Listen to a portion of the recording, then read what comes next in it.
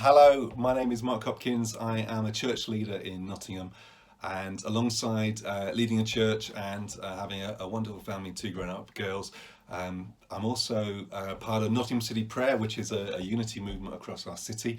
Our church is part of ground level, and I have the privilege of being part of the national team for that. And within that, I help run a one-year leadership training course, the Leadership Engine, which I might say a little bit about at the end. Have you ever been to a rock concert or a classical musical concert?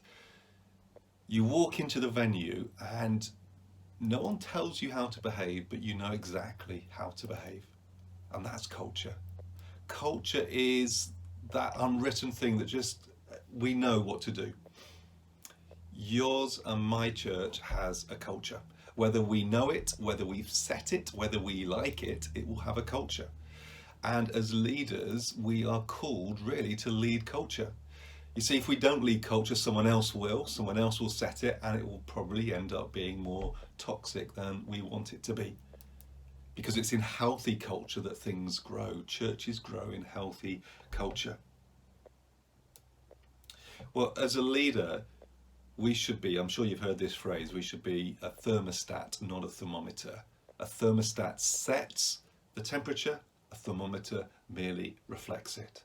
We should set the culture, not just reflect it. And a simple way to set culture is to model it, is to live it. People will follow and copy our behaviours. And actually, our behaviours will give them permission to behave in the same way. I call this the sponsor form theory. If you've ever had a sponsor form, you should always go and ask the most generous person first. Because if the first person writes £50 down, they give permission to everyone else to follow and be generous. But if the first person writes £1 down, then they give permission for everyone else to be more stingy and to follow likewise. Your behaviour will set the culture. Well, one way that we may want to just set or think about cultures is one I've been thinking about recently is around a culture of thankfulness. And I've tried to think about that and think, how am I thankful or grateful? How do I express that to people? I've just come up with a little statement using the word praise. So 6 little thoughts to finish with. Our thanks should be personal. That's the P. They should be personal. It's all well thanking the whole church, but try and make sure you are thanking individuals. Our thanks should be regular. It's good to always be thankful on a regular basis. I've tried to do that on a weekly basis and think through each week, who should I be giving thank you? Who should I say thank you to this week? Try and make sure you're doing it regularly. People never tire being recognised or praised. The A is for affirming.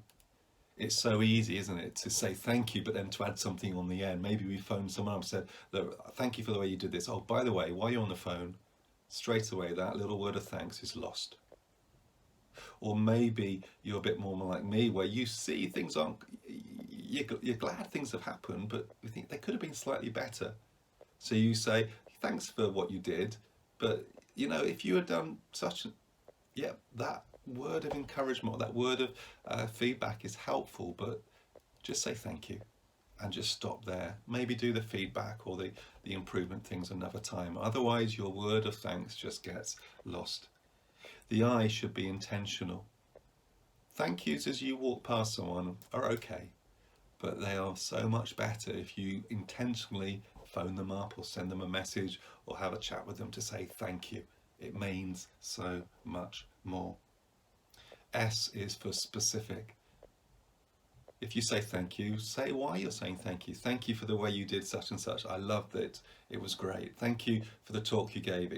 I loved this bit or that bit. Be specific. It really does add to your thanks. And the E stands for everyone. It can be too easy just to remember those who are on the stage, the upfront roles. But there are people across our church that deserve your thanks today. Those that maybe no one else realises, but you know who they are, and make sure you are saying thank you to everyone. So that's one way we can be culture setters. We can set the culture, and that's a culture of thankfulness. Maybe have a think through what you can do in terms of that. Well, at the beginning, I mentioned about the Leadership Engine. It's a 1 year training course that we run as part of Ground Level. It's open to any leader from any church network. You can find out more on the Ground Level website. We run 2 years. The first year is a basic overview of leadership and theology.